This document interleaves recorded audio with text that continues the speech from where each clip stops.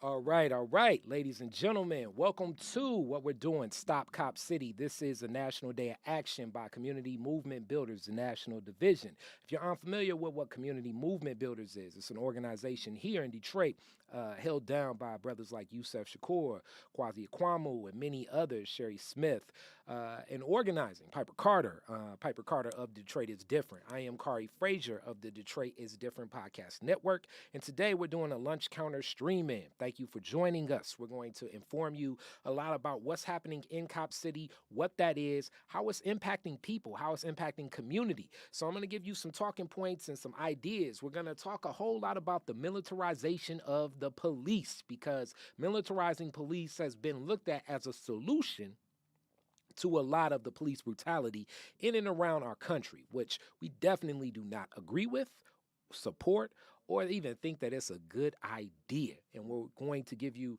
the information you need to know about what's happening in Atlanta that could expand across the world. And also just the impact of what this Cop City program will be from Atlanta impacting the world. So with that, and any further to do, one of the first things I want to do is introduce, you all know him, the man, the legend, definitely more so an advocate for the people, Yusef Bunchy Shakur. How are you today, Yusef? Okay, one second. Hold up. All right, now we got you. All right.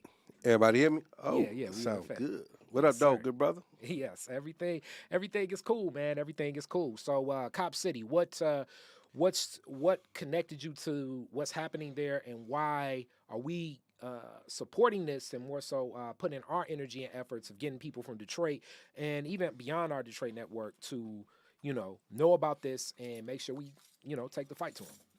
I think if any person, black, with your black man, black woman, black gay, black boy, black girl, have felt the restraints of living in a cop city in some form or some fashion, whether it's in the city of Detroit, whether it's in Metro Detroit, the way that our bodies are policed, the way that they perceive us, even from, because I mean, ultimately, policing was born out of to protect property.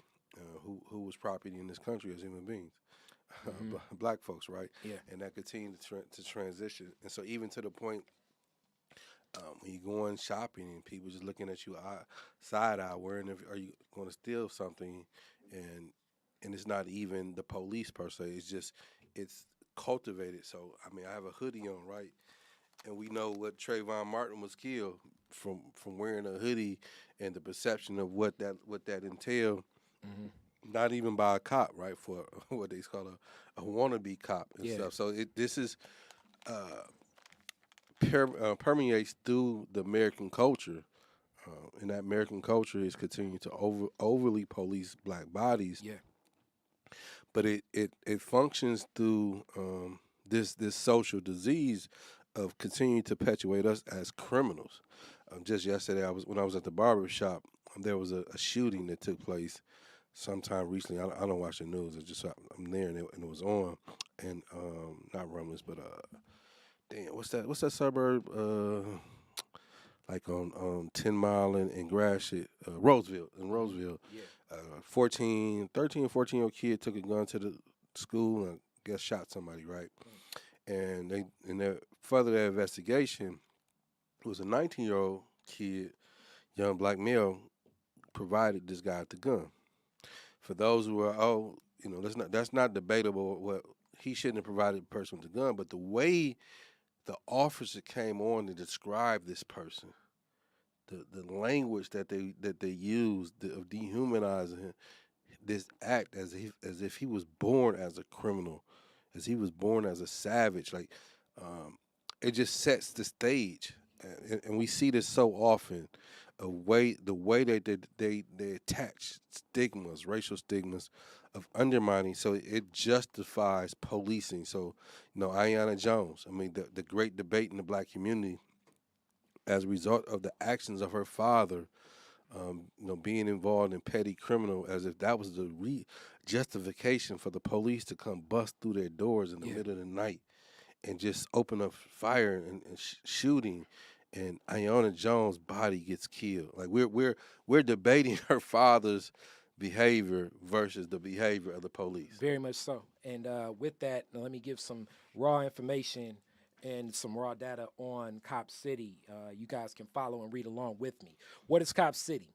The city of Atlanta has leased 381 acres of Weelaunee, I know I'm saying this wrong, Forest to the Atlanta Police Foundation.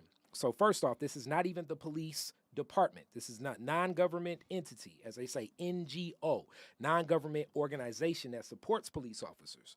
So this 381 acres of forest inside Atlanta proper to the Atlanta Police Foundation for a militarized police training facility funded by corporations at the price of $90 million. Of that $90 million, as I learned from Piper Carter's podcast with Kamal Franklin that leads community movement builders, $60 million of this money was provided by the different corporations in Atlanta. So that's like Delta, Hewlett Packard, and others. $30 million were given directly from the Atlanta Police Department. So that means that it took tax dollars from residents to pay for this program, okay? It includes a mock city to practice urban warfare, tear gassing, and explosive testing, dozens of shooting ranges, and a Black Hawk helicopter landing pad, supported by the Atlanta Committee for Progress, which is composed of 40 corporate elites, including CEOs of Coca-Cola, Home Depot, and Cox. Its aim is to further the surveillance of the population, stifling dissent and gentrification of the city. How were the Cop City and Defend Atlanta Forest movements born? The idea of Cop City emerged immediately after the national uprisings of 2020 in Atlanta. Community movement builders and others mobilized around the police murder of Rayshard Brooks.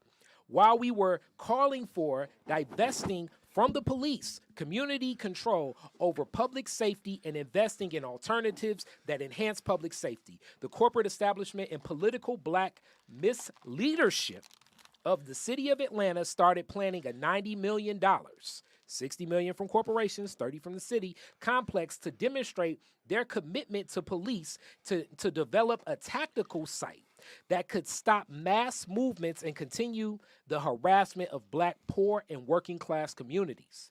These institutions worked with corporate media to shift the public narrative from police violence to a focus on crime, where the police were again centered as the solution to all of the problems. Once the plans to build Cop City became known, community movement builders joined allies to inform public and opposition of Cop City emerged immediately. We were able to move and demonstrate that public opinion was against Cop City. Calls to the city council on the night of the vote to lease the public forest to Atlanta Police Foundation showed that 70% of Atlanta was opposed to Cop City, yet the council and the mayor moved forward. In June 2021, after we called and testified and met with officials to no avail, the movement began holding rallies. Demonstrators were immediately pepper sprayed, attacked, threatened, and violently arrested by the police. These tactics by the police escalated when the forest defenders committed acts of civil disobedience by making the forest their home to stop tearing down the forest. In January 2023, the city and the state, headed by the right-wing Governor Kemp, escalated their attacks, creating a police task force made up of Atlanta Police Department, DeKalb County Police Department, Georgia Bureau of Investigations, the FBI, and the Department of Homeland Security. The task force began arresting those engaged in civil disobedience simply by camping in the forest and charging them with domestic terrorism. On January 18th, additional raids took place and moved to arrest and killing of forest defender Manuel Turan. So things have definitely escalated fast when we think about what's happened with this movement and how it's happened with this movement. That's part of the breakdown. Now, within this movement comes a lot of the propaganda, the other side of this. You've probably been watching the news and you've seen on national news reports about the dissension and quote unquote, I guess it's like a catch-all for liberal activism of Antifa and different things. There are definitely people that are aligned with our community, and when I say our community, the black community, that are not in the best interest. And using, I believe, the face of blackness, and this is a Kari Frazier report. What I just read was from community movement builders. So Kari Frazier feels that certain people are co-opting the idea of black struggle so they can move their agenda forward. And we need to be mindful of that. But as we're being mindful of that, we also are very mindful of the role policing has played in our community and the way that we have been targeted for years for that. So without any further to do, now I'm about to kick everything off to Yusef as we begin our lunch counter stream in, because as much as we're definitely going against Cop City, things like Cop City have been happening in the city of Detroit. We have a young brother here that definitely can speak to a lot of that right now. So Yusef, I want you to give an introduction and then we can get this thing rolling. Peace, what up, though? Yeah, my name is Yusuf Bunchy Shakur. I represent community movement builders here in Detroit, also the Mama Cool Community House. Kari said a lot, and so in contextualizing that from a national point of view, and then relating that to Detroit. So, like, why should we be concerned here in Detroit? I mean, when you look at in my neighborhood, Zone 8, 14, 15, Glenwood, you took McMichael Middle School. They turned that into a police academy.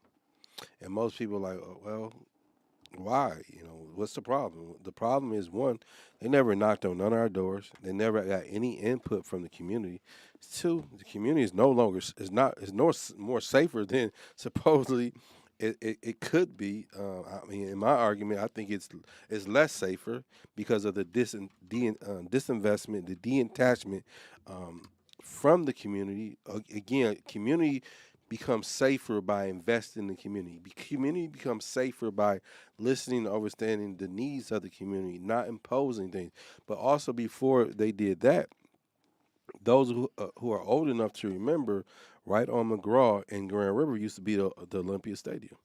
Olympia Stadium is where some of your grandmother, your grandfather, even some of your parents went and saw some of the most profound concerts or whatnot. When they tore that down, they built the armory guard over there, right?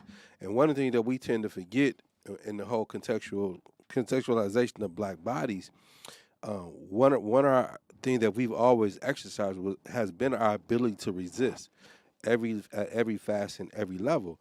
And what Detroit particularly learned when we resisted in 1967 to the police brutality, and it exposed a contradiction in this settler state, meaning an empire that's controlling and dominating, that they wasn't prepared for our response. When they sent in the National Guards, and the city streets was too small. So in learning that, they now are positioning themselves. So and that we're buying into this, and more importantly, where the armor guard is, it used to be a elementary school in that area, right? So you have an armor guard right next door to a high school, like, and this is how little they think of us and how little we think of ourselves. One of our first guests that we're going to have on is Tristan of Detroit Will Breathe. I mean, being able to share particular, the George Floyd situation, right, which kind of building off of the Mike Brown, a continuation of young folks, black folks, getting in the streets and organizing. King said, riots are the language of the oppressed, and we cannot continue to use this conservative, this liberal, and they're both racist. Whether it's conservative, whether it's liberal, they're both racist, moving agenda, protecting white hegemony at the ability to deny us. And one thing that we've forgotten or not recognizing, particularly when our young people, when people in the city of Detroit took to the streets, and this false narrative that was created as folks was talking about, well, they're going to burn Detroit down. This is the false narrative that they created. And when they began to arrest people, we tend to forget that they use a Little Caesar Arena as a holding place. So I'd like to start there, Tristan, about that. Yeah. That's one reason my black ass, you would never see me at the Little Caesar. That's right. No, it was very profound to have the police have a whole setup in the basement of this multi-billion-dollar arena that also used public school funding money Exactly. to be built. as a holding cell for protesters who were challenging the police, not just in Detroit but nationally, and the ways that they treat black and brown bodies. And it was one of those moments where you got to a real sense of like who the police work for and who they serve, right? Because the fact that they even had access to that says something about that relationship. And I wonder how many times Little Caesar Arenas open up that basement for community events, for example, right? Correct. Exactly. No discussion, no meeting, just right. bam, bam. And I think that that's something that we have to think about. I always make the point about the way the police responded on that day that they took us to Little Caesars Arena. I mean, they mobilized like an army. There were 8 tanks and hundreds of police officers that confronted protesters who were just simply marching down the street of Gratiot. And, they talk about public safety. And it's always strange to me that when I see police officers the most is when they're responding to unrest. Because I've never seen the police mobilize those forces in terms of dealing with crime, right? But here they are, hundreds of police officers. I don't know how much money they spent that day on overtime and equipment, right? To handle people who are speaking out for the need for that money and resources that went into policing bodies, calling for justice for a black man who was killed in broad daylight, who was strangled for 9 minutes, who everyone saw calling for his mama, y'all. And their response to that righteous outrage that people had was to arrest people and initially charge me with a felony that they couldn't stick because of community support and outrage. But yeah, it's very interesting the ways in which the actual conduct of police has been the thing that we've been fighting to keep under scope. But they find ways of obfuscating that. And I really like your point about that middle school that they took away. And you think about public schools as anchors for a community, actually what you took away from that community. Because there is no public school in that area. Correct, exactly. No. I know there's plenty other stories, man. Your time before, after Detroit Will Breathe that you can talk about.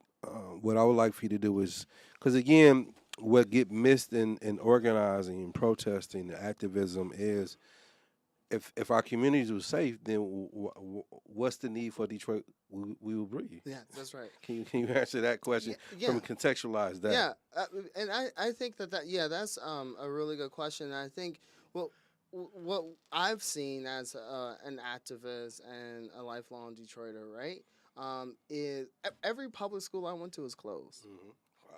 Like I couldn't even get a copy of my diploma because when they closed my high school, they didn't move the records. Like it was the high schools that kept copies of the diploma. Right. And when you think about what it means to have, I think Detroit closed about 120 schools. Right.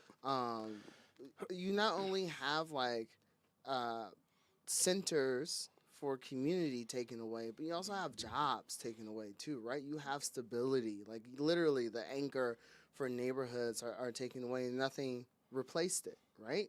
And between that, the massive home foreclosure that was due to illegal taxation, right? That it was due to predatory lending, that created a situation of, in a sense, not just like decay, right? But like an intentional sabotage of a community's attempt to like do right by itself and invest in itself. And like the reason why Detroit Will Breathe was created is because the police act as an enforcer of that attack on safety and stability. because when people were fighting to keep those schools open, they called the police. Right. When students walked out to try to stop their schools from being closed, they were maced. So hold on, let me interject real Okay, quick. yeah. Because this point gets missed, and we talk about it all the time. Police wasn't there to protect the people. That's right. They was there to protect the Property. Oh yeah. Can you, And the interest, actually, in the interest of capital, right? The interest of the Exactly. businesses who want to use Detroit as a springboard for their plans for redevelopment, right? Who much rather school money go to a stadium Little Caesar Arena. than an investment in our community. And yeah, like when you think about all the times people, I'm sure you've heard these stories, in Detroit call the police, they don't ever show up anyway. Right. And this, because in my question, the action, the purpose, the importance of a Detroit will breathe, because every year in January we support or celebrate Martin Luther King birthday. Right. And here's a man that was on the right side of history. But and you guys and everybody else, for the most part, are on the right side of history. But again, the policing has this God complex, as if they're above everybody else. That's right. But if we don't have, or like Detroit will breathe, we don't have opportunity like this to talk about it. Where's the check and balance? That's right. And I think one of the things that we are working out the details, but we want to invite people to is a film screening that we're going to do March 31st, because we were able to compile footage that we got from the lawsuit that we filed against the city, of body cam footage of police officers.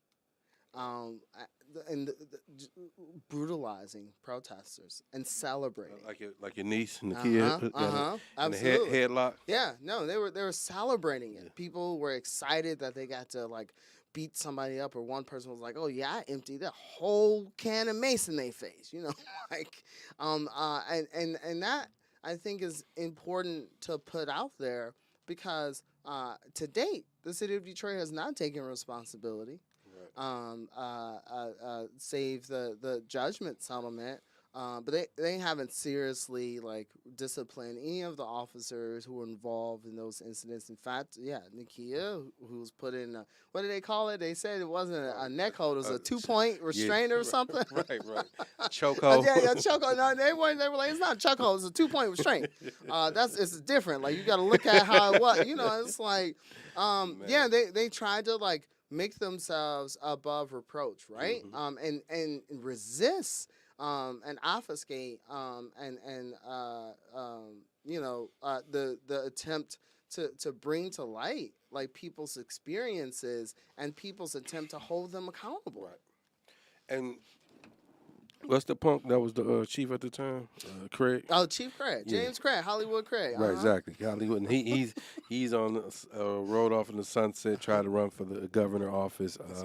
And it's important, like we contextualize this, because without this, it leads to where we at now, Cop City, which is already there, or they're trying to perpetuate it, but it's trying to create in our minds the need for over policing, because all of us have been experienced by being over police. Absolutely, and one of the things that we talked about Detroit Will Breathe, I believe it was last year, was this incident of a surge in CCW cases, and what we discovered were a huge increase in arrest of black people, 70% of whom had legally purchased guns, who were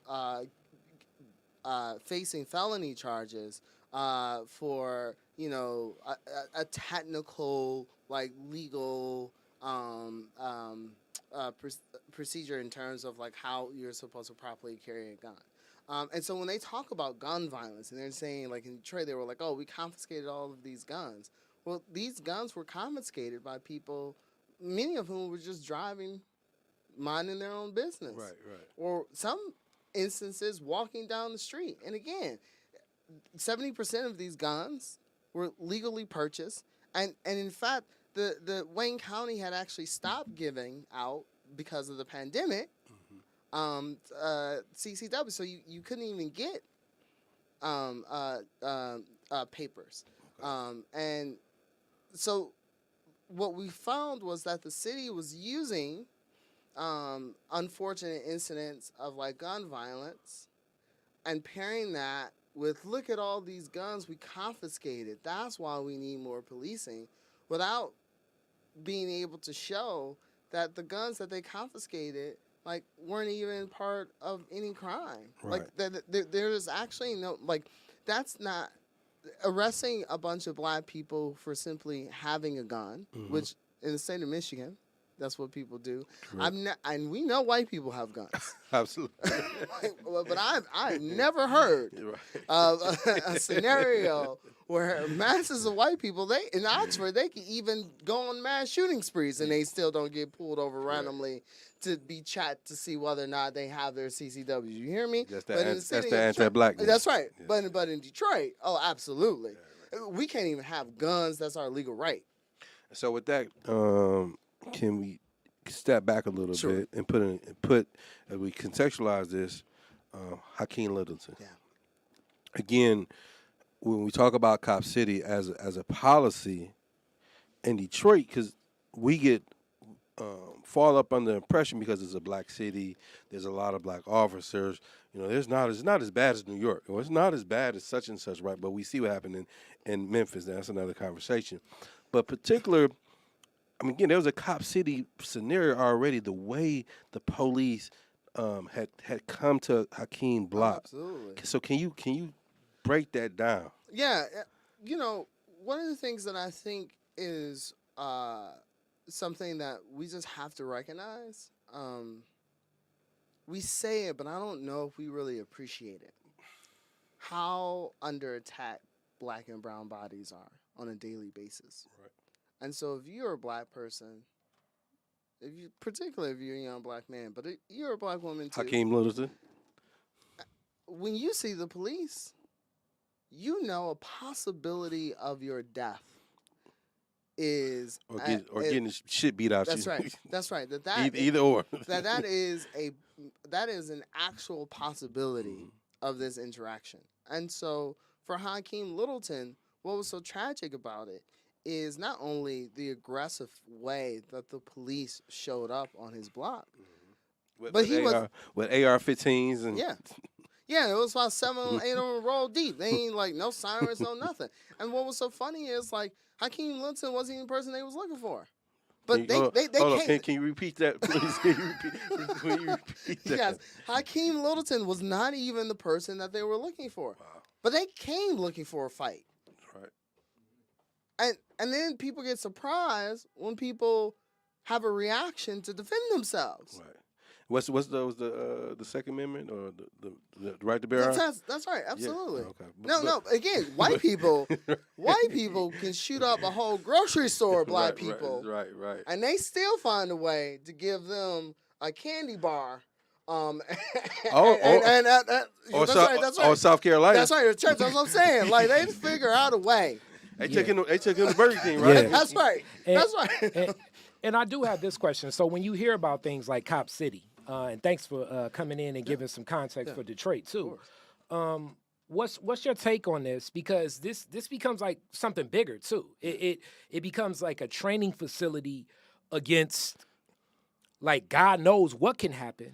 Like when I think of like looking at staging riots, looking at or like fighting against like public discourse and things like that. What's your take, especially as an organizer, against police violence, police brutality? Mm-hmm. And just to say, there's an amazing documentary that came out, I believe, like a year ago called Riotsville, USA. That was about the federal government creating two simulated urban cities where they did training. So like the militarization of the police, and this was following the uprisings, came out of like this program where hundreds of urban police departments were like taken to these installations to do trainings on handling not just like civil disobedience or uprisings, but the scenarios that they ran in particular was a bunch of anti-war protesters who's mostly Yeah. white running into black radicals. Yeah. Because to the government, that was the most fearful thing to them. Mhm. And they did actual scenarios on how to repress and prevent the convergence of black radicals and anti-war activists.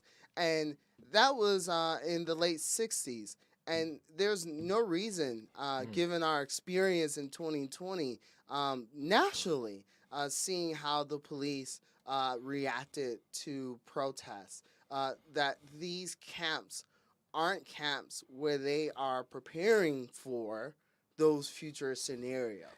And I have something to show in reference to some of what something to show in reference to what Kamau Franklin was speaking to.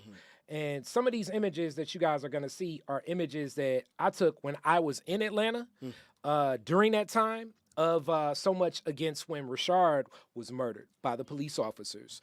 So you see, these are images straight from the Wendy's. Almost every day, and I was down there maybe like a month after the incident, every day, different demonstrators would come and organize. So you see these signs around this Wendy's. I've never seen anything like this. That's why I was like, okay, I got to take some pictures of this. And you see the different ages. Really, these are young people. You see young white folks in this crowd. You see young black people in this crowd. And you organized in this same, like, you had a very youthful movement behind you. You see people honoring George Floyd. You see the flowers. Like, this was a site that was a site that I remember even when I was there. What the unique thing about it is it's like right off of a freeway, right? So on that freeway, as these people were organized, when I left in my Uber, I saw at least, maybe I count 16 Georgia State police officers' vehicles just set and planned to be in that position. So as I go through and I look at these images, I want to point out some other images directly to this as well. One of the other key images that stood out was that Kamau spoke to was the fact that really this cop city was a response to the shutdown of everything in Atlanta. So if you look at these images, I'm downtown Atlanta. If I go to Atlanta, I usually stay at the Hilton. It used to be the Omni, but the big hotel with the circle in the middle. People that go to Atlanta know. But it's right in the heart of downtown, not far from the CNN building. Every building, this is like a Wells Fargo headquarters. It was boarded up. The Ritz-Carlton, boarded up. And every corner, you would see police stopping. Like, this was an incident where police were just stopping you for walking down the street. I was stopped by like 2 officers. And this is like during a little bit after, like I say, a couple months after the Rashard's murder. And I'm just going through, and I'm looking at most of this in downtown Atlanta, all boarded up, all shut down. And this was where Kamau said that some of the corporate interests afraid that something like this could happen, as that is kind of what I saw. I remember like one of the first nights here organizing, I was down there. I saw you. I don't even know if you remember, because I just wanted to see what was happening. And I even saw the militaristic style where you saw police officers in Detroit mounted up on horseback, and then behind the horseback officers, I saw the like I guess riot patrol, where they had the plastic, the plastic shields. They had the riot gear helmets, and then behind that battalion, it was like war for real. Like, and then behind them, you just had officers just with billy clubs out, hand and stick. Like, it looked like you had rows ready to implement, and they were. It looked as though, I don't know if everyone was connected to your organization, but a lot of the other protests were a couple blocks away. And then it's just loud sirens saying, like, basically, like, in an hour, we're moving forward. And it was almost like a dog whistle in my mind to say, in about an hour, if you don't get off the street, the mounted cops are coming first, then the riot cops are coming second, then the cops with just a baton are coming third. So when we think of that agitation to corporate interest. Can you please speak to that? And I think that was evident. First, I remember, the concern about downtown Detroit, and some leaders emphasizing the need to not burn down our city. And I just want to point that became a narrative. That became a narrative, right? Yeah, because the people in Detroit, we don't own downtown. In fact, that space is not for us. That space has not been for us. to the extent that we are there, that's because we refuse to leave, but they have not made it easy for us. In fact, we know they kick senior citizens out of their apartments in order to make space for a more white, and let's just be honest, rich base that they could build a bunch of restaurants Definitely. to lure people back into the city, to make it safe again. You know, and they always emphasize that Detroit Yeah. is here, is back. Like you could come and you could play, and like we've opened all this space for you. And I make that point to say that we know who they were protecting and who they were even cooperating with. Hence, when we got arrested, and they were random people.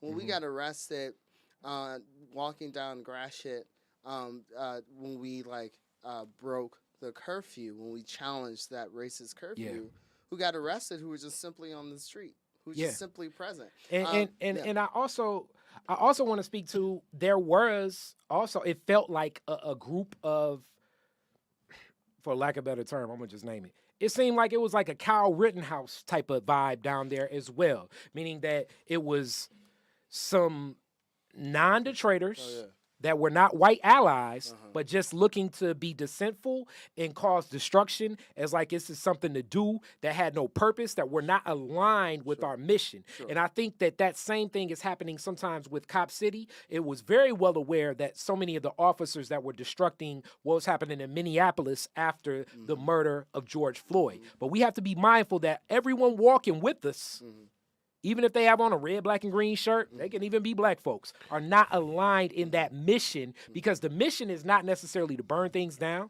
The mission is not to tear things down, but the mission is justice, equity, and balance, and making sure that you treat people with the humanity and the human rights that we need. Right. Can I respond real quick? Yeah, absolutely. Because and that's a great point that you're making, Kari.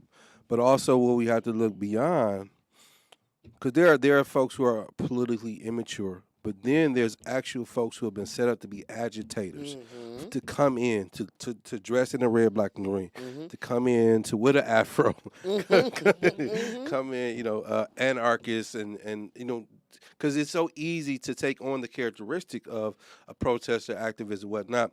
But because we have not done that type of study consistently, it's hard to believe.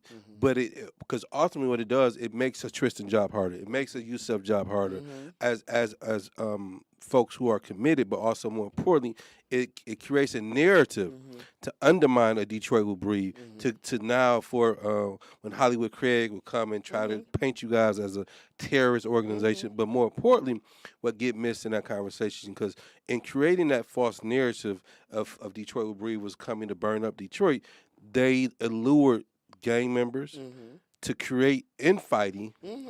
And to ultimately to Carr's other point around, because who it benefits at the end of the day, it's still benefiting the mayor, the state, the property, because confusion is the enemy of change. Absolutely. And I think this is why it was so important for us to start the protests with an open assembly where people can have discussions and debates and collectively decide what the mission actually is. Because I think one of the things that's really important, and the way that we combat and make clear where we are at, what the different tendencies are, what the different approaches are, is having a actual upfront conversation where we get to decide and debate that.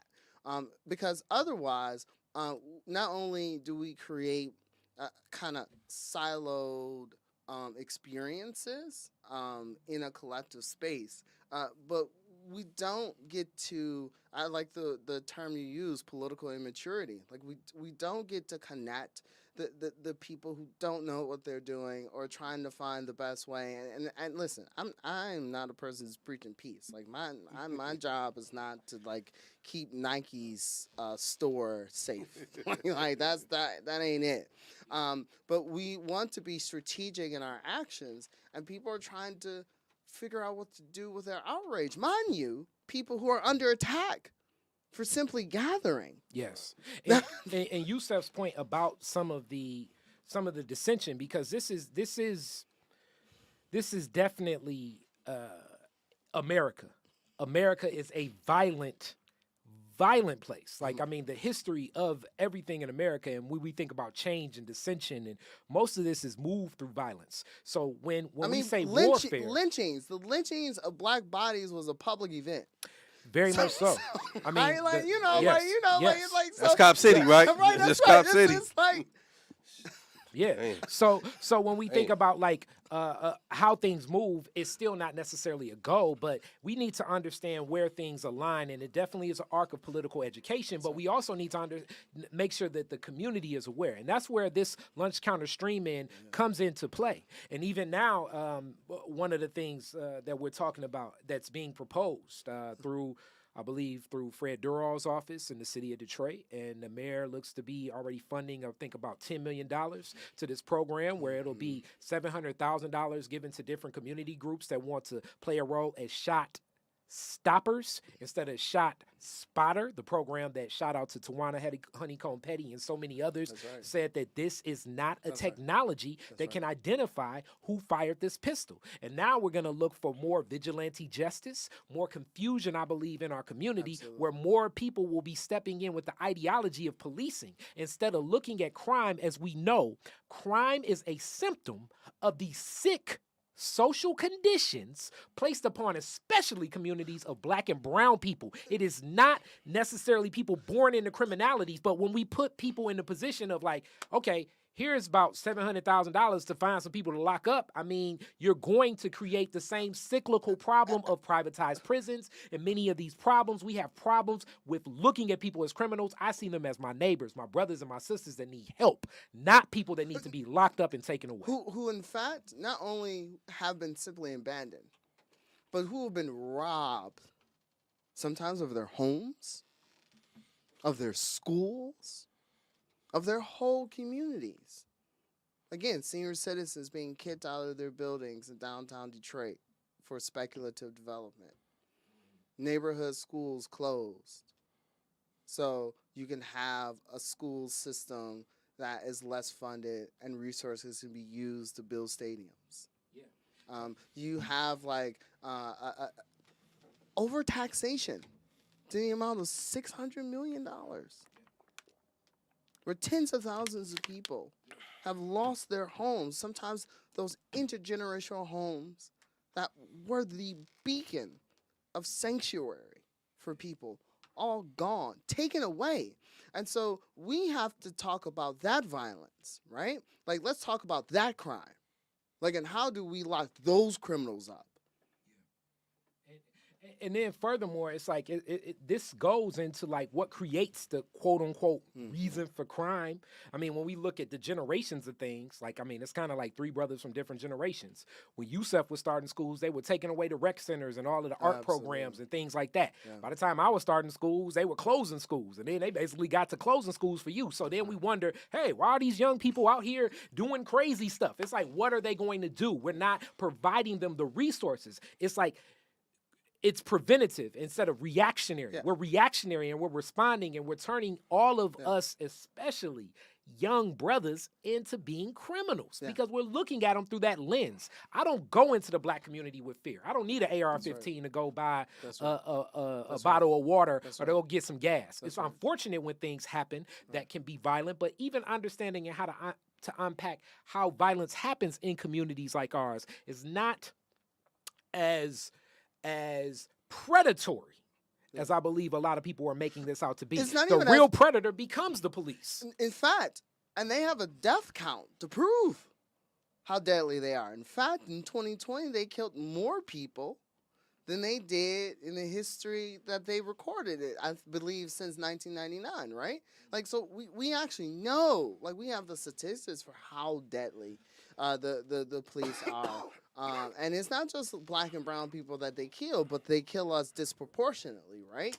And I think that is something the question becomes, why don't we talk about that? Because we're talking about violence, we're talking about like crime. Then why don't we talk about that crime of communities and neighborhoods being taken, their resources being taken away, injustice, and murder by the police happening on a common occurrence. And I just to say, in Michigan, they are also building a version of Cop Cop City City. in it's called I think it's Camp Grayland. Mm-hmm. And you think about why it's so important to invest so much money in that instead of us. And then it's even more nefarious as far as I'm concerned. Yeah. So as of recently, as I watch all this media because I consume it just to understand more so how things happen in propaganda. But even recently, definitely something that I expect most people on this stream would never watch. But Tucker Carlson recently put together a piece about the January 6th hearings, and just showing that the way that the police officers and it looks like the FBI may have conspired to quote unquote find people and put them in positions. And this happens very often, as we know, as black people. So black people, as a black person, I'm looking at this story like, yeah, that's what they do. They establish targets and they put them in positions to finally find them. And it's like, well, I know you used the gun because we gave you the gun to use. And then you're like, well, 1 second, that guy. And then, you find out that it was, I forget, like a closed, the evidence is closed and sealed, what do they call that? Sealed evidence and things like that. Like the idea of the way even that law enforcement uses criminality to further their agenda is very clear. That is how it happens. And that is also corrosive and destructive because if you sit on the wayside and wait for a crime to be committed to finally get the evidence to convict a person, as a family member, that I'm still hurt. You watch my mother, my brother, my sister, my niece, my nephew be murdered just so that you could get the evidence to finally pin down the kingpin. That's goofy too. But also, I also want to point out, and it is tragic. I don't want to like dismiss like the violence that people experience, from each other within the community. But the Pew Research, I think like a year ago, I wrote an article that I should look up. But violent crimes have been on a steady decline for 20 years, like murders. Yeah. And so that's the other thing. That so much of the conversation about crime like doesn't even correlate to the reality. And then oftentimes this is propaganda. Speak it, brother. And it's and this is propaganda they use to invest in technologies that we know don't even work, like facial recognition and shot sputter. I had just on shot sputter. I'm sorry, just a little anecdote. I used to work at a coffee shop, Avalon, and one of the volunteers that collected bread from us at the end of the day, who lived in Brightmoor, told me the story where the church that he was a part of was like doing a festival, and so they were like putting up tents, and he said that they were like hammering tents down, the nails, and he said like they were doing that, and then 20 minutes later they just saw a ton of police just look in the area, and he was like, oh, what happened? And then 20 minutes later the police comes to them and asks, hey, have you heard a gunshot or anything? And they were like, no, like nothing's been going on here. We've just been putting up tents. We have this community event. And the person realized, because he heard about shot sputter, that like the hammering must have sent it off.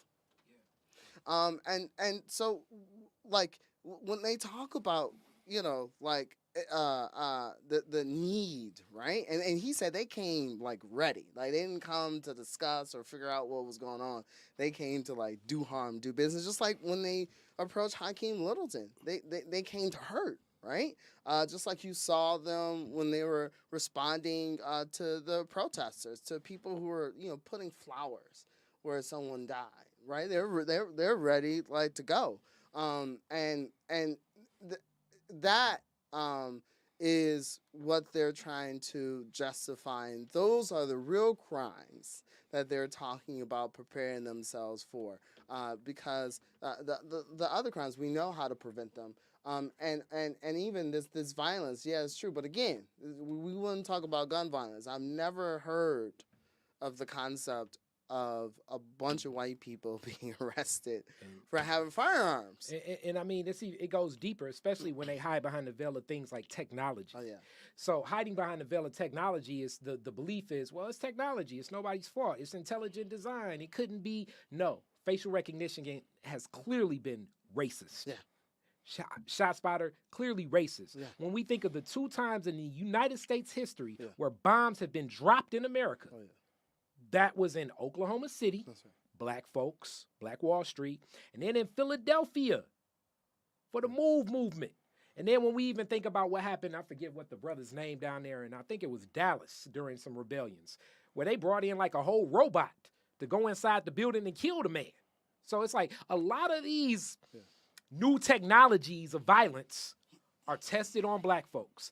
This goes back historically when we think of even the way that black folks have been tested on since enslavement. So we need to be keen and aware that quote unquote new technology is not an idea of going above the veil of like, well, obviously, you know, the robot can't be racist. No, because it can be programmed to be racist. And I think the real issue is making sure that we don't sign our own death warrant.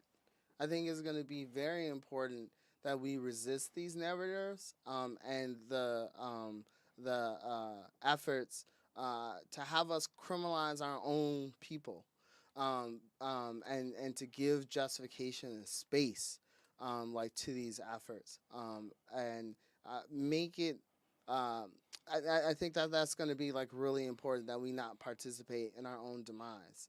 And there are ways in which they're using the desperation that they created, right? Mind you, by neglect, right? By destruction of our communities to try to pit us against each other. And I think that these discussions and more open discussions and debates like with our folks are really important. And I think that's why I appreciate the work that community movement builders do in trying to like bring these conversations to bear, because I do think it's like really important that we take the time to like, you know, explain to our folks what's happening, what's going on, like, you know, what conversations, like what points need to be brought into a conversation. Definitely. And with that point, thank you so much. We got a brother from Atlanta on the line to talk from the Atlanta lens. And we got Quashi coming up soon. We're going to keep this thing rolling. I'm going to let Yusef take the lead as I add this brother to the stream of what we're doing here. Okay, wait. Okay, I don't know if everybody even just heard that because I was down. We about to switch off. Tristan, thank you so much. Detroit, Detroit will breathe. I don't know if you want to drop something and tell people how to support. And, Yeah, you say y'all got something coming up on the 31st? Yeah, we got something coming up 31st. Everyone should, we're like, Detroit will breathe on all social media platforms, Facebook, Instagram, like Twitter.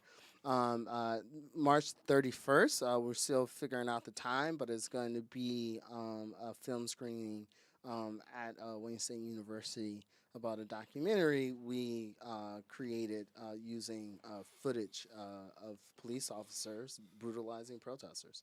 Dope, man. We'll be looking forward to that, and just keep it posting and anything else that we can do and support. Know the weather's breaking. Yeah. A lot of stuff that's coming through the pipeline, particularly with this mayor bullshit. Don't even get me started. You saw that address? No, I didn't see the address, man. But that's what we should come back and bring you back and let's talk about that. Yes. Okay. All right. Appreciate you, real brother. Yeah, appreciate y'all. All right, so we got Black Men Build down in Atlanta that'll kick this thing off. Let's see here. Okay, we want to add them to the stream. All right, so. All right, my brothers. All right, how you guys doing? Okay. Hello? Hey, what's up? Can you hear us? Yeah, we got you. We got you. What's going on, my brother? Yeah. My name is Dima, organizer with BNB Atlanta. I'm gonna introduce everybody in the room. What's going on? My name is KJ, organizer with BNB Atlanta. How everybody doing? This is John, advisory committee for BMB overall, and co-founder of Black Male Initiative, Georgia. All right, thank you. I'm gonna kick it off. You guys are talking to Yusef Shakur, CMB, Detroit. Peace, what's going on, good brothers? What's happening? How you doing? Man, we doing good, man. So, is there anything you guys can share with us, man, from around Cop City? You know, you in Atlanta, as far as that initiative and what's going on in terms of challenging it. I'm gonna talk to you from a couple years ago perspective. Okay, that's cool. Over it's been over 1,000 hours of people speaking out against Cop City during city council. It's been countless numbers of emails, countless numbers of ways resisting or trying to resist the purchase, the sale of city land for urban training facility for law enforcement. In 2021, it passed 10-4, so it was a local small issue that's now became a humongous issue because a large facility of cops training urbanly is going to directly affect black men here in the city. So that's a short story, man. Short story is some bullshit. We've been trying to fight it. We've been trying to have conversations about it.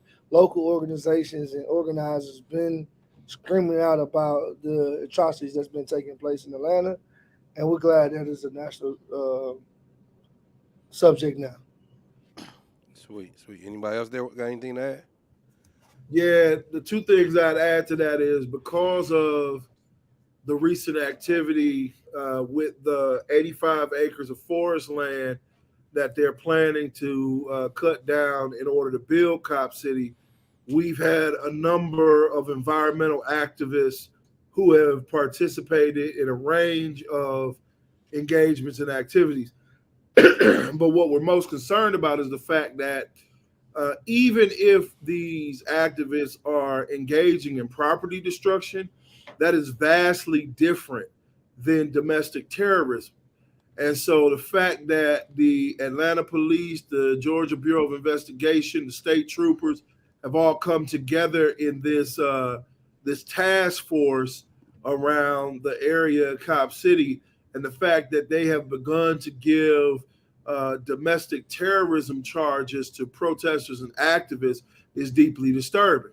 It's also deeply disturbing because we consider that to be overreach, but it's also deeply disturbing that they have escalated to the point where they are arresting or detaining peaceful protesters, observers, legal observers, and bystanders who are in the proximity of the activity. So we look at this as the beginning of a mini school of Americas, right? This is a facility that will train in urban anti-terrorism, urban combat, essentially urban policing. So they're going to build on in the facility. They're literally going to build a miniature city that folks can use to do live action drills and training of how they would suppress activists, organizers, protesters in urban settings. So if folks in progressive community, whether it's labor or activists that are fighting for people in the streets, don't recognize that this is a state of the art facility that is going to teach the police how to suppress our voice and our vote, then I don't know what to tell them. For me, it looks like the rise of fascism, you know. But the fact that they're putting folks on watch lists, that they're charging people with domestic terrorism, that's terrifying to me. Anybody? I know it's, like a group of y'all in there. Anybody else want to add something from Atlanta? Got a comment right here. Want to share something? No, we're just going to echo the statements from John Taylor and the Demon here. We stand in solidarity with what they said, and it's something that is not wanted by the citizens of Atlanta, especially those who live in those areas that'll be affected directly by the building of Cop City. Sweet, sweet. I know the brother previously talked about fascism. Quasi, can you pitch that to you and elaborate that to the audience, man, of connecting that with fascism and how that can be tied to Cop City, not only just in Atlanta but in America? America's always been fascist towards our people. First, everything I've heard since the top of the show, the program Solidarity with Stop Cop City has been on point. Everything is important. I think that it's a broad conversation. America is a settler state first and foremost. It's good to see the brothers from Black Men Build. We in solidarity with Black Men Build here in Detroit. But we have to address the fact that we in the colonial. When we talk about settler state, settlers, we're not talking about pilgrims. We're talking about Little House on the Prairie. We're talking about people that use genocidal violence to exist. America exists at its core from genocidal violence. Everywhere there are settlers in the world, they have exercised that same genocidal violence. It is in their DNA. For a large part of our struggle, we focus on reform. We try to patch up the system. We try to put Band-Aids on bullet wounds. We're losing. We've had struggles in just recent years, defund the police, which is a noble struggle. However, while we defund the police, we just discovered that, corporations, which the police is the first line defense of, the slaveholders during a previous period in our history were the corporations. Police is the first line of defense. At the end of the day, they're here to serve capitalist interests, never to serve and protect the people. They serve property rights, hence the violence during urban rebellions and resistance. People don't matter, stores do. And then even when you speak to that, as I often say, the makeup of this country is for owning property, owning businesses. As we know that a big part of owning property is our people, Black folks, and what that means. And then when we stand on this, and I want you to expand on defining just exactly what fascism is, but as I say, this is a stolen land, stolen labor, and even a stolen loan, because that whole Boston Tea Party thing is gangsterism. This is money that's still owed to the quote-unquote crown, which they stole all their wealth too. But please speak to what fascism is and how is it enacted when we think of today with movements like Cop City. Fascism is military might used to protect power relations, property relations. It is to serve a minority. We living in a time when there's a disparity in wealth greater than ever before. We're talking about, I think, one of the recent reports from the Oxfam, which traces or tracks wealth. There were 6 individuals, the 6 wealthiest individuals had more wealth than the bottom half of the world's population. And that speaks volumes. During the pandemic, Elon Musk generated, I believe it was $156 billion in 2020 alone. There was not a single billionaire that had $150 billion before 2020. And we weren't spending money in 2020 because the whole world was on lockdown. So we dealing with this kind of disparity in wealth, and we also seeing a repeat where these nonprofit organizations are trying to pacify the people by giving out money. It's money given out left and right. Everywhere we turn, there's giving out money. A lot of it is no strings attached these days. And people are beginning to sing the praise of the system because everybody chasing that bag. But they're buying loyalty. And on the other side, they're using the media to project crime. Crime and, in a community where, we are generally, working class and poor, people work hard for things and your car gets stolen. You frustrated, because you worked extra hard for that. But now, this sense of, seeming protected. But the more money they spend on police, we've never been more protected. But we're talking about these police budgets that are, tens of millions of dollars. In some places like California, it's nearly $2 billion in Los Angeles. I mean, we're talking about protecting so-called citizens from one another. We're not talking about protecting borders from invaders. We're talking about this is supposed to be the civilized society, the model of democracy. But we spend all this money on police, law enforcement, some form. We're talking about in Detroit, we we got what's that? Coast Guard police. We got the state police, the county police, the city police. We got the hospitals have police powers. The public school system have police powers. The immigration police circulating. We have, we can kind. I seen what is that? The railroad police pull someone over crossing the railroad track. I mean, we have law enforcement to the wazoo, and we're not considering that it has not ever made our lives more safer. No one has felt safer. We got the technology that's emerging. That's Big Brother. That's fascism. That's fascism when cameras looking at us, and then we began to implement and participate with Ring doorbells, which they don't need to ask your permission to use to surveil your block and all the activity on your block. And we don't need police. When it all boils down to, as we try to reform the state, because they're not going to be reformed. They're not going to undermine their own protection. And never mind the fact that, and Tyree Nichols kind of exemplified this the most, is that, neo-colonialism. We talking about settler colonialism. We also talking about their junior partners, which are our politicians and this middle class, this business class, this emerging millionaire, junior billionaire class that are mingling and undermining our struggle, because a lot of us aspire to be that way. We aspire to those lifestyles. Therefore, it's hating when we critique these lifestyles, but they all defend and uphold this system. Jay-Z, used to be one of my favorite lyricists in hip hop. Not because necessarily the content, because it's flow, but I can't stand to listen to it after his recent measures in, gentrifying Brooklyn and going against the NFL, Colin Kaepernick's protest, and said that, well, pretty much, we didn't, that course has run.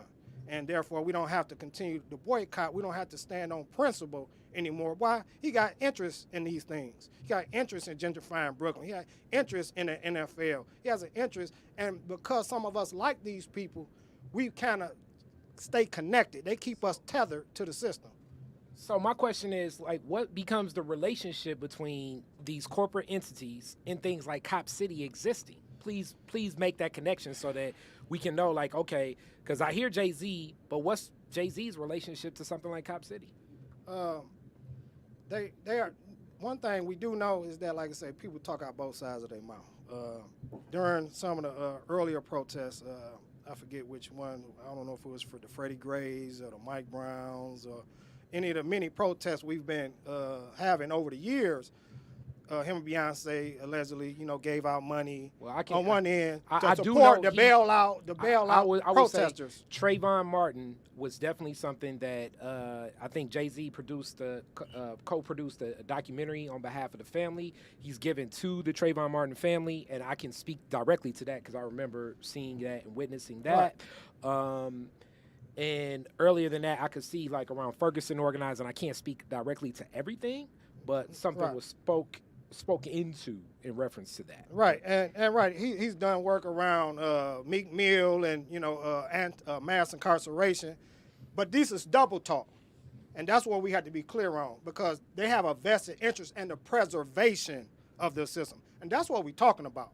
And the bottom line is, you can't reform settler colonialism. There is no reform. It was born in handicap, And we and now I need you to me. I'm always gonna say break that down. What is you brought down settler, but settler colonialism? You just combined a word, and how if I'm just what I'm saying? How if I'm Meek Mill, I'm from West Philly, I'm Mr. Dreams and Nightmares, and I'm just hanging out with this rich man, Robert Kraft, because he helped me get out of jail. When I see this black judge and she wanted me to do a song with Boyz II Men and keep me locked up for forever, if anything, it looked like this white man is more of an ally than the black community to me. How am I supporting settler colonialism when I was just trying to get out and make rap? Right. Let's make sense of settler colonialism. Again, we talked about the beginning of these Europeans that landed from another place. They rebelled against the king so they can do their own thing without paying taxes. That's Gerald Horne's interpretation of the founding of this country. Our arrival came as captives. The original police system in this country we know, and many talk about this, were the slave patrols. They were, to prevent first and foremost insurrection and escape, protect the property rights and the state in and of itself. It has continued. It's modified and morphed over the years. It began to incorporate some of us into this system. We fight in their wars. We serve on these law enforcement. Before our present mayor here in Detroit, for instance, we've always had majority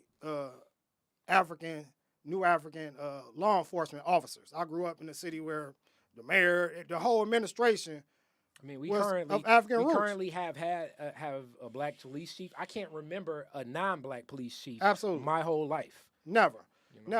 But we do know that the first New African mayor, Coleman Young, ran on a ticket abolishing a brutal unit of the police force, which was stress. Stop the robberies, enjoy safe streets. And it was a terroristic band, like Big Four that came later, and like, some of these other squads, gang squads, and so on and so forth that come later. But our community is also conditioned to think that they are in danger. Most of it don't experience crime on a daily. Crime exists, but poverty exists as well. One part we're talking about colonial settler colonialism.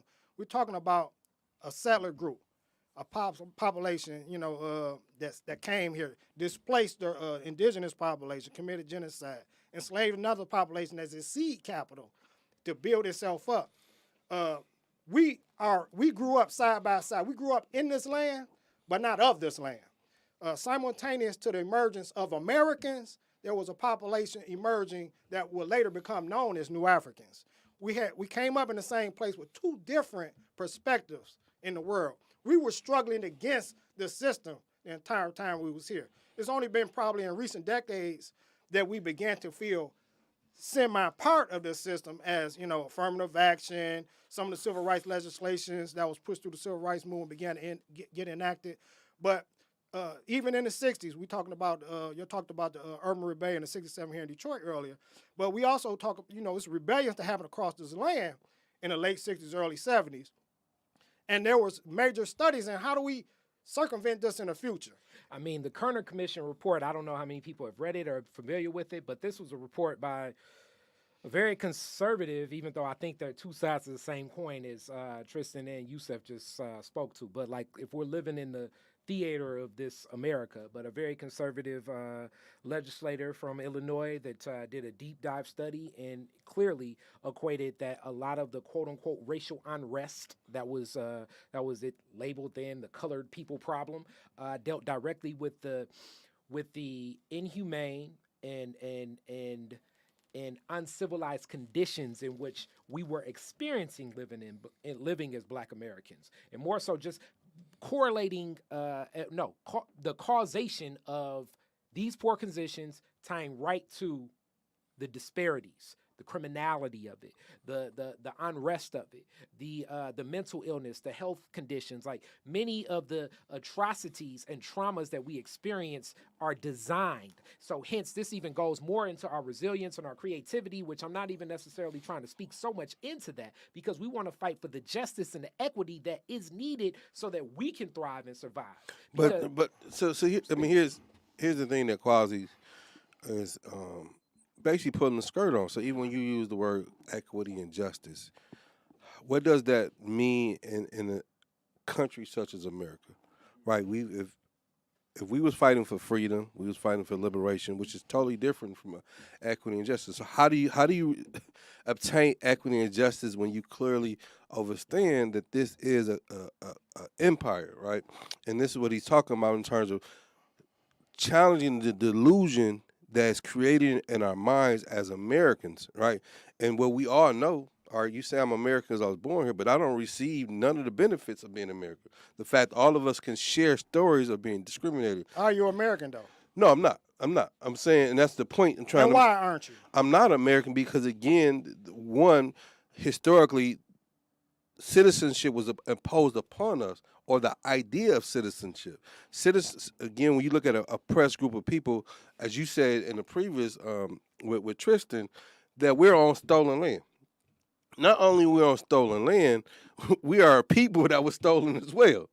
And so to quasi question, and the answer is you can't oppose your citizenship on me. Like if you stole from me, then I have to take back my freedom, my self determination to determine who I am. And this is where things gets complicated because we've been here so long that we relinquished that level of fighting because we're no longer seeing it through that lens of what it is. And so and by relinquishing that we're now we're Americans, whatever. But in reality, we're still second class citizens. We're still Negroes and et cetera in our condition. So if we understand our condition correctly, it challenges us to fight against it so where it prevents such a thing as a cop city, because cop city is to support the colonial state. It's a repressive apparatus first and foremost, and and we just had to, like I say, keep in mind, like here in Michigan, we have a similar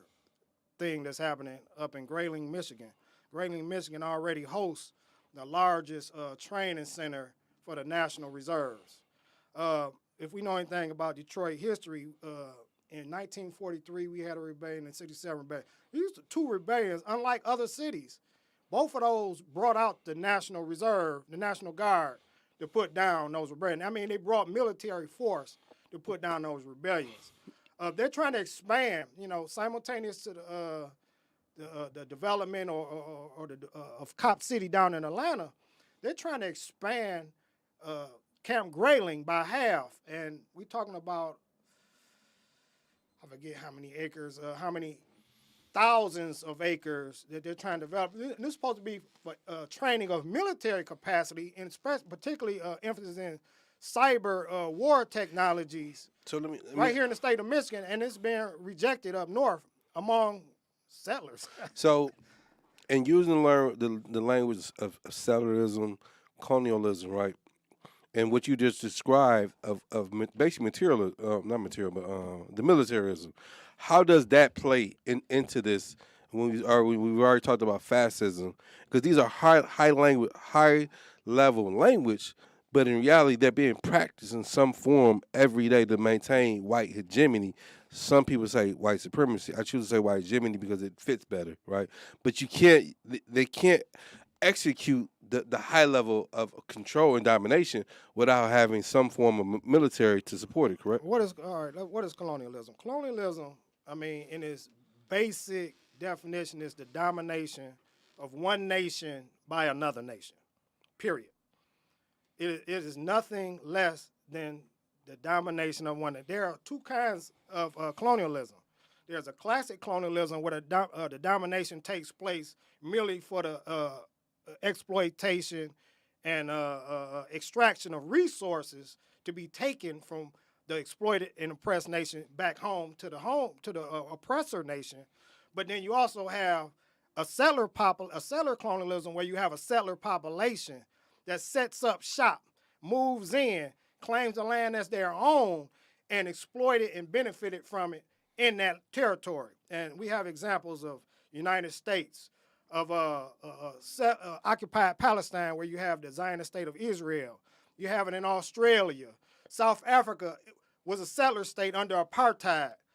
So we have examples where the settlers set up shop. So we talk about settler colony. We talk about one nation setting up shop but oppressing all other nations. Let's add to the settler colonial relationship of the United States to its people.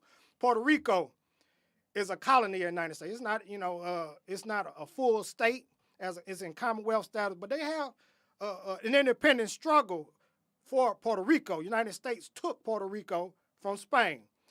We have Hawaii currently today in 2023. There's an independent struggle in Hawaii for the reclamation of Hawaii for Hawaiian people to not be a state of the United States. They want independence. Alaska, similarly, they have independent struggles happening.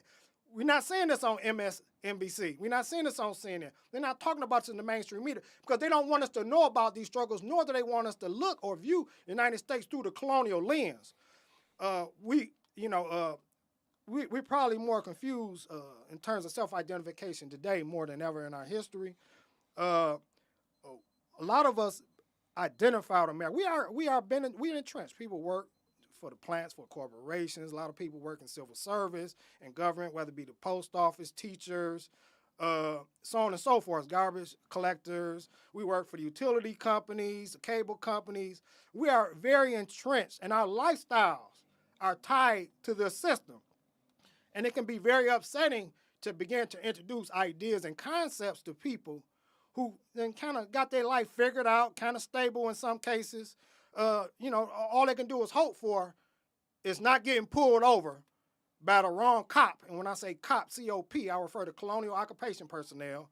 To not get pulled over by a cop, because you don't have to be a stereotypical criminal with a hoodie or your pants sagging with the Timberland. You don't have to fit the profile.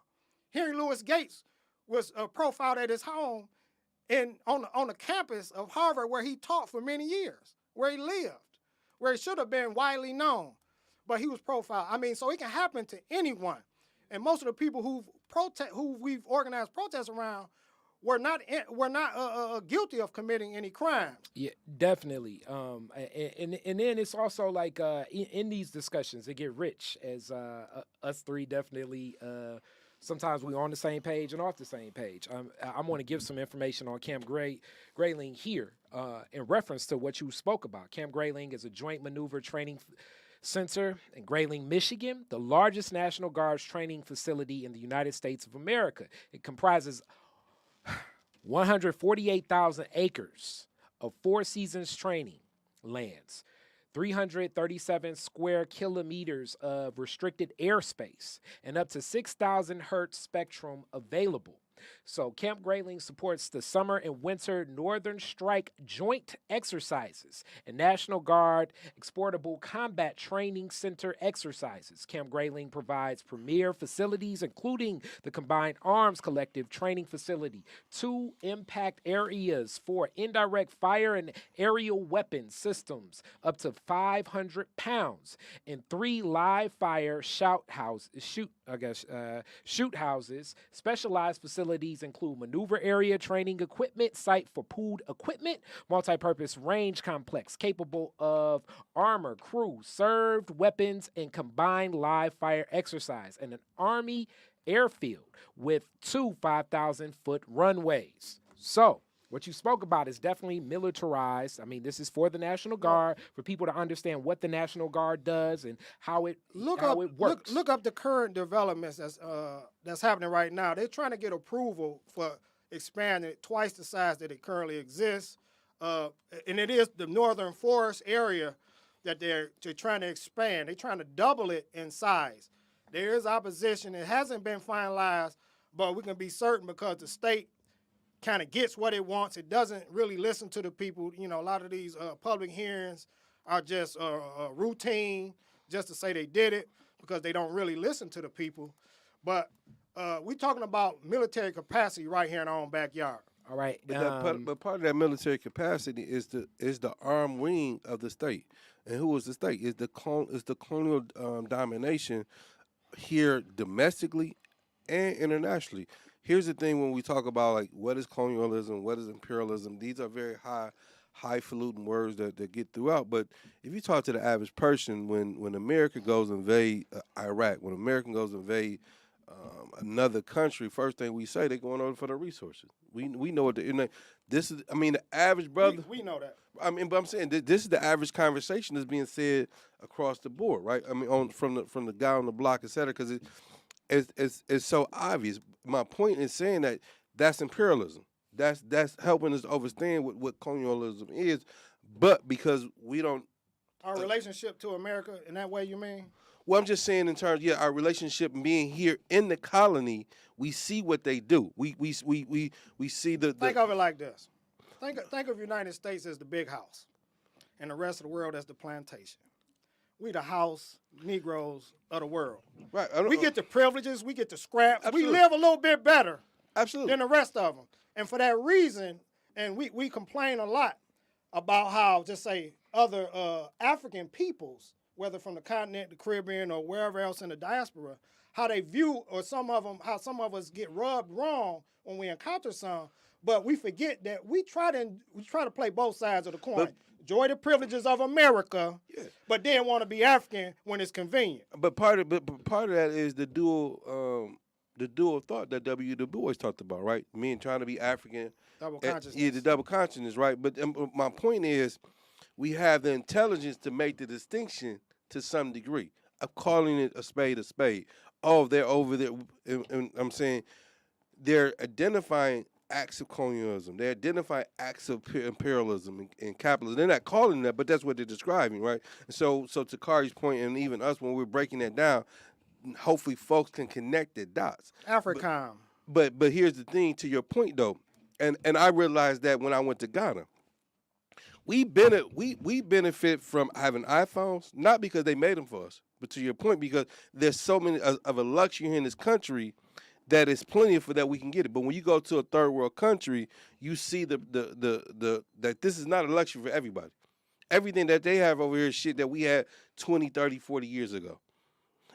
But because of us being here, we assume and we buy into the illusion that we're Americans and that we're benefiting. But until shit like Cop City comes into place, to like our show, where you guys help me understand this carceral mentality that has created and the conditioning of accepting a Cop City, which is the front line of being able to maintain high level of oppression, sophisticatedly through the police.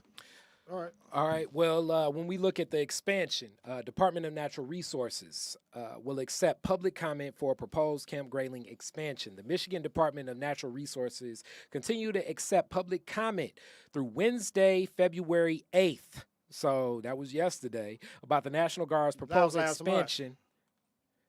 Oh, yeah, that was last month, not yesterday. Yeah, good point. Yeah, I'm in March. Good point. So last month, Wednesday, February 8th, on National Guard's proposed expansion of Camp Grayling training facility to include 162,000 acres. So basically, that would be expanding. Right now, it's at 148,000. They want to expand to 162,000. So that would be definitely doubling the size plus more of what this would end up being. So basically, you combine both of those. So, that 48, that's 200. So that would be 300,000 acres. And really, the site down there in Atlanta is 300 acres. Right. So when we think of that, that is 1,000 times the size. And no one is talking about that. And, in relation, because it's happening simultaneously, but one is not being talked about. And one of them, we talking about National Guard. We're not talking about Army, Navy, Air Force, Marines, which allegedly is to protect the borders and so on and so forth. Wait. I do have to report on this when we speak nationally. The National Guard of the United States of America is currently in Haiti under the whole guise of, this is the new propaganda of peace missions, because they say that it was blocking, quote-unquote, freeing things. Some of the people in Haiti have got smart enough to recognize that natural resource, so they're blocking the gateway for where oil can be pulled from Haiti. So they're blocking the access to that natural resource, which is causing for our National Guard troops to be in Haiti right now. Another place where United States National Guard troops are, which I don't think a lot of people are aware of, is the Horn of Africa, Ethiopia and Eritrea, that has been involved in so many conflicts, and Somalia with the United States of America since, I believe, the administration of Barack Obama, heightened a lot of that. Is that AFRICOM? Africa Command. Which expanded where the military bases of America are in the inside of Africa. So we need to be mindful of this, most definitely. And like I say, and we don't have enough time in this program. But it's important. But it's very important, because we're talking about this warmongering apparatus, and the weapons industry is very intimately involved in this. Because first, let's keep this clear. In order for a weapons industry to continue to exist, they have to be exploding bombs and shooting bullets on the regular. Because you can't make money if you ain't continually replenishing these supplies. Yes. Hence the need for ongoing wars, ongoing conflicts. Okay. Hence for all these surplus weaponry going to local police. I'm going to throw the word at you that because I actually am probably one that feels more American in certain ways. but it's hard to not feel African. Just say you want to be self-defended. If that's where you're going, say you want to be self-defended, and you don't want to be vulnerable in the face of all this mess. But I was just going to throw get this that. Truman thing out there. Military-industrial complex. Okay, yes. Raytheon, we think of even the conflict in the Ukraine and what that's done, and just even the science of a lot of this. Like when we look at this is a business, and it's even a business in crime itself. Crime is a business because if you take away crime, then cops don't have a job. And now they can't protect capitalism. Exactly. I mean, if people feel like, okay, we don't need that. So like even paying attention to certain things like the, so much of what's going on. And then the way that we do give up, quote unquote, the rights that we do have. I mean, we look at what happened with National Security Acts. And this, when we look at the way police are moving, and policing has gone to include what happens with technology more so now.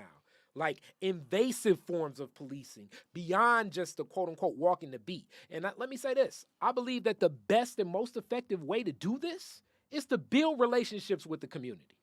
Really acknowledge people, and then also have resources to support the people. The tough thing about that is it supersedes the idea of the greed that usually is associated with how to move things forward.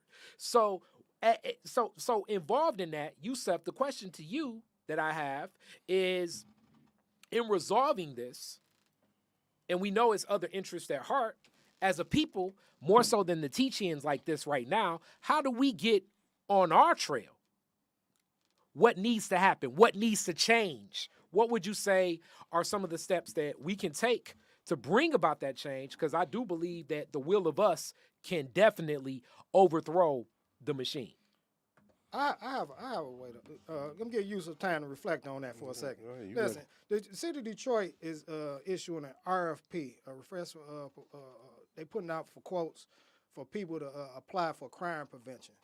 It's shot stopper. That's what they calling it. No, we're talking about at a grassroots level for people that to engage as crime intervention. I know they're calling that program named from Fred Durrell. They're calling it Shot Stopper. Oh, stopper, not shotter, not the one, not the microphone. They still have both. They have the Shot Spotter, meaning like I spotted, right? And now we got the community group as a vigilante to step in on some Batman stuff. So I mean, we have to look at what roles we play when we talk about, like I say, crime, and we're talking about safety, because these are the things that they use to kind of corral us around in support of more police or increasing their budgets. We never have enough.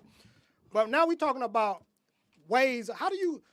Most of our community, we have a slogan that I haven't heard uttered, by my brother Yusuf in a while, but maybe it's been on his mind, called restoring the neighbor back to the hood.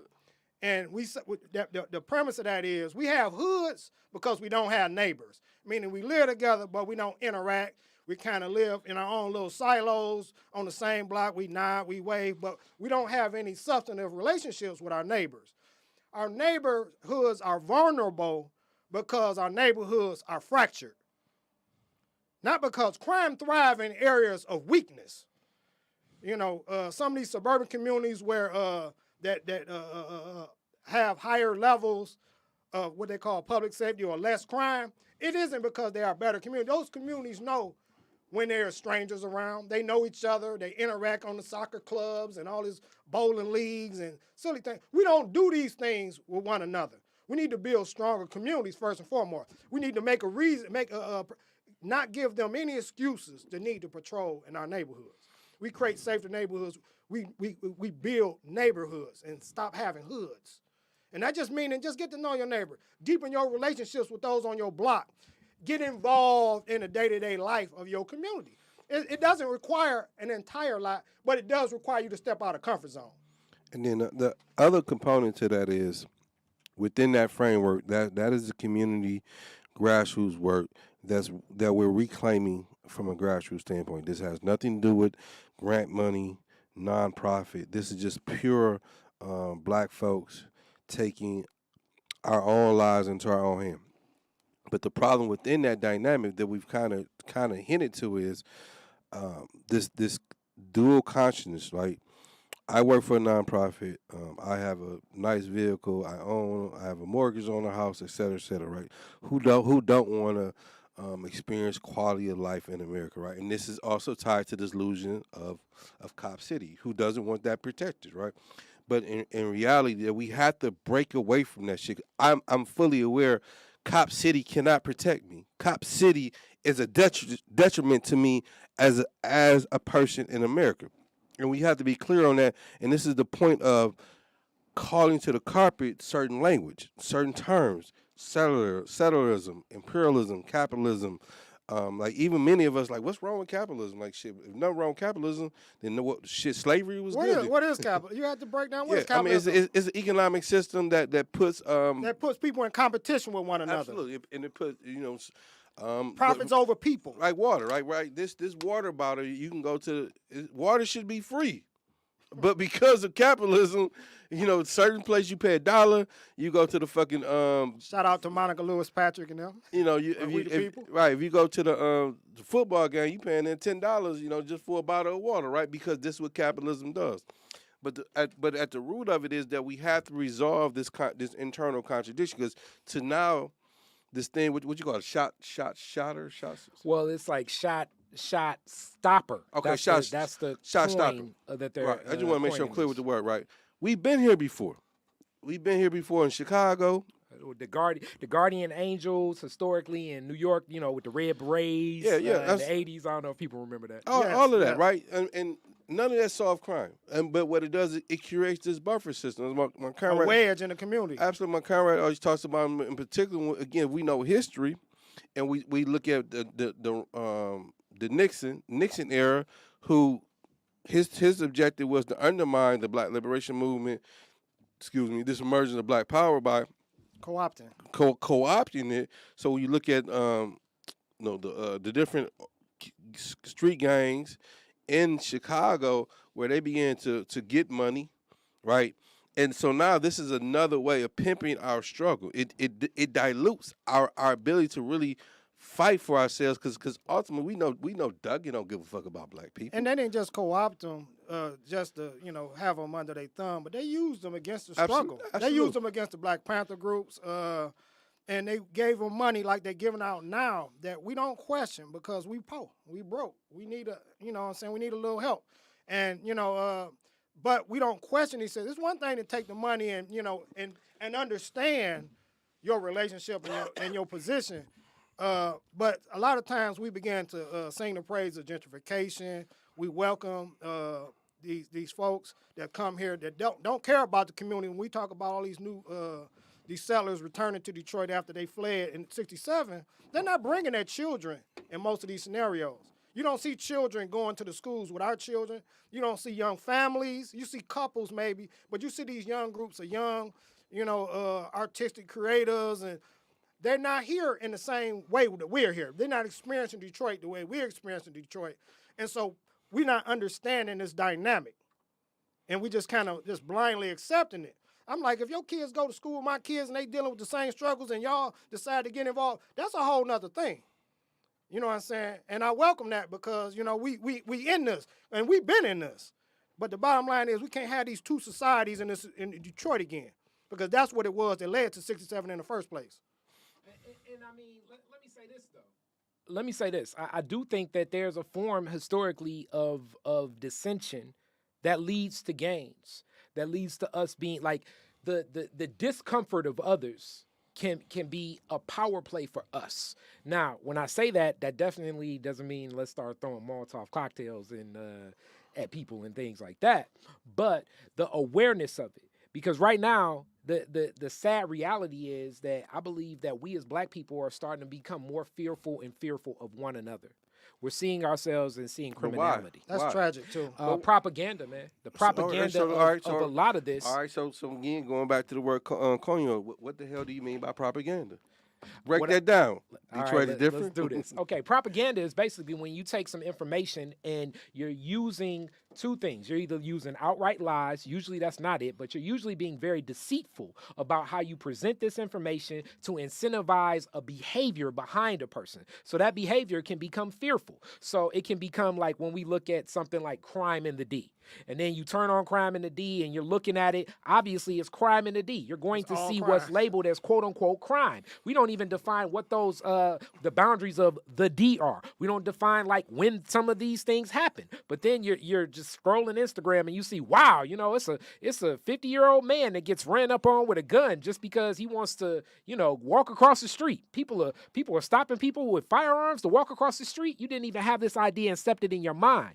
This is crime in the D because it's going to be a level of attention provided to this. You It's know, stoking it's money. fear. It's money connected to like even creating social media accounts. So if I have create a social media account that's incentivized by having crime in the D, I'm gonna need to have the most salacious, provocative forms of crime, so people keep watching and say, "Wow, I can't believe that this happened." I can't just have a regular crime like, "Hey man, you know, you if Yusef, you know, knocks over the garbage can of like his neighbor, and it's like, hey man, you know, you messed my garbage can up. Can you call the city?" That's not gonna be something that people stop on in crime in the D. I need to show people being murdered, people being raped, people being maimed, and the more salacious and the more provocative and the more traumatic it is, then the more I'm gonna get attention to this account. I'm gonna be incentivized, be given money. Lord knows, I would go as far as to say it's no telling the relationship between law enforcement and the criminal justice system, or possibly lawyers themselves in something like crime in the D existing. Because what I would like to see is police brutality in the D. But I'm pretty sure a Instagram account like that would definitely be strongly suppressed, strongly taken down, strongly targeted. Because this is not anything necessarily within the agenda of things. So propaganda is incentivizing a certain behavior when information is received. And you can incentivize and anticipate that using lies and straight up omissions. That's propaganda. You're right. And, you know, we tend to be drawn, unfortunately, to sensationalized news. And, you know, more so with the emergence of social media, we're drawn to, you know, drama. The more drama, the more we are drawn to it. And it is tragic. Not that we shouldn't be in the know, but we just gotta, you know, we gotta take everything with a grain of salt. We gotta try to be, you know, balanced and try to look at context, and we don't always get context. So we just soak in these negative messages, and it stokes fear. But we soak them in because we've been fed self-hatred, right? And part of being soaked in is this ties into Cop City. Again, who doesn't want to live in a safe neighborhood? I mean, and even so-called criminals, they want to live in a safe neighborhood and shit, right? But when I mean, just be like when you think of the word nigga, right? You don't think of a decent human being. You think of some criminalized type motherfucker. And this is the image that's being painted, like I talked about earlier in Roseville. The way that the officers described that young man who gave the 19-year-old who gave the 14-year-old a gun, it was like he was a savage. He needs to be thrown up under the prison. Same way, you know, you've been to prison, I've been to prison. And the way they describe us, we're still fighting, but that's all it's complicated within the oppression. And so as you're describing how they portray the media in the black city, they're portraying the majority black folks as criminals.